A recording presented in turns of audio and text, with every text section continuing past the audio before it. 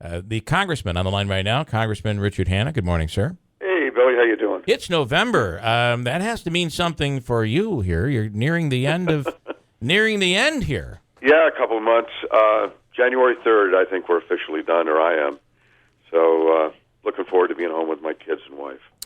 So tell me your thoughts here on this presidential race. We were talking with the professor just a few minutes ago how it seems that both sides, doesn't matter what both sides do, their base stays with them. Unlike years ago when you could just look the wrong way and lose a presidential election, today it seems that you can pretty much do anything. Well, it is surprising. Both candidates, the amount of vitriol that's out there against both candidates is quite amazing. You know, clearly I can't support Trump, and I meet people every day who feel just like I do. And this new cloud with the director of the FBI adds additional problems for Hillary Clinton. But there's nothing there that, other than an investigation so far. You know, it's confusing. It's disappointing. We deserve better than this.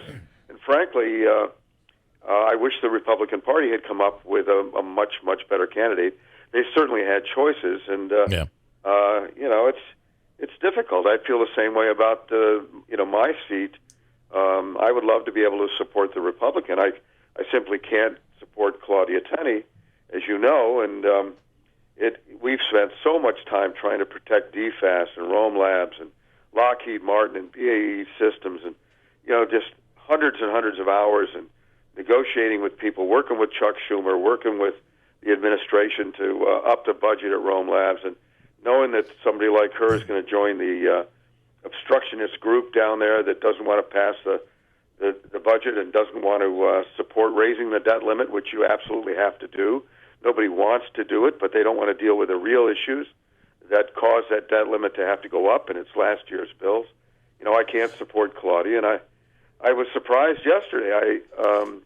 I see that Mr. Babinetz put out a mailer, and the three senators that signed together, Mr. Griffo, Seward, and Ashkar, from the Binghamton area, all came out and said, well, we're not behind Babinetz, but we're also not endorsing anyone, which means these are people that work with Claudia every day, and her own party, her own colleagues who know her well and aren't willing to endorse her. Well, that is an interesting part of that. Amazing that's part of the an interesting race. part of that story. I'm not surprised at all because of her reputation, but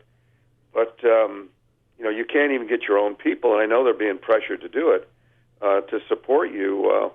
We need people who are willing to lead, who are willing to do other than a brand, be an obstructionist, and I think. I hate to say it sometimes, but I've been asked a lot who I'm going to support, and I'm looking out there. And if you want to support somebody who can actually be successful in this race and doesn't need the job, whose company has bought tens of millions of dollars worth of guns from Remington Arms, it's Kim Myers. I'm going to keep looking at Mr. Babinetz, but when you look at the poll and you talked about it, it looks like he's falling further behind. And so, are you close to endorsing Kim Myers? I haven't decided, but I'm not going to waste my vote, and I certainly want. And I'll be honest, it's selfish on my part. I've gotten so much 6 years of my life with DFAS and Rome Labs and other things, and fighting the Army Corps of Engineers to help the Nano Center, which we did immediately when I got there, and thousands of people, 6,100 people that we've helped, individual cases that I've made personal phone calls. For me, this job should go to somebody who doesn't need it. And you can complain about people being wealthy, but and all of that. But I look at that as a sign of success and dedication to an outcome, and and I think that matters. And I run into people all the time. And you look at the list of people who run for this job that I have, and I'm blessed to have it, frankly. A great many of them, it's the best job they ever had. Yeah. And they can't leave it, and they don't want to leave it. And they like the power, and there's a political class in D.C., and there are career politicians. And they also gerrymander the districts. Oh, the gerrymandering. You're always going to have districts that are a little one way or the other. Right. And some of them are unavoidably gerrymandered Sure. because of where they are in the nation. But gerrymandering is killing us. Here's Manaski with a question. I just have to ask you, Congressman, based on a couple of your last statements, how could you suggest that Claudia Tenney wouldn't fight to keep DFAS and the jobs here in Central New York? Well, because I know how the system works, and I know what she said about how she'd vote. For example, if you're going to vote against the budget, and the Freedom Caucus have, and many others, and I'm one of those guys who sits on the floor, I sit up front when a lot of people will wait for a guy like me to vote yes so they can vote no. So they can go back and brag about the fact that the government didn't shut down, but they were one of the ones who said, I would have let it shut down over something like Planned Parenthood, over something like passing the budget. I've seen it over and over. The adults in the room are the people who take the risk and go back and explain it.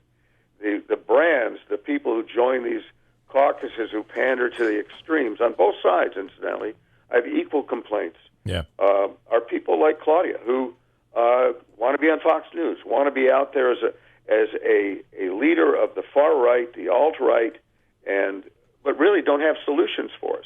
We're the people who are willing to talk like adults about how do we control Medicaid?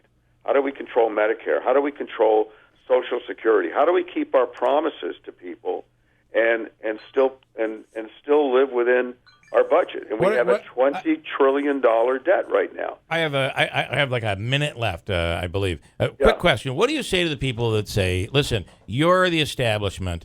You don't want someone like Claudia Tenney in because you're afraid that she's going to ruin all the deals for you guys. She's going to make it tough on you. She's going to ask the tough questions. What do you say to those people who see her as I hate to say, but a maverick? Well, that's fine. I mean, you can have a maverick. At the end of the day, you're paid to produce a product.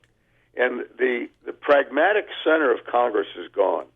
We're full of extremists. You don't need to send another one on the Democrat or Republican side. What we need are people who are willing to go down there and work together, find solutions, and instead of taking polls and going back and telling people what they just told you, go back and tell people what they need to know.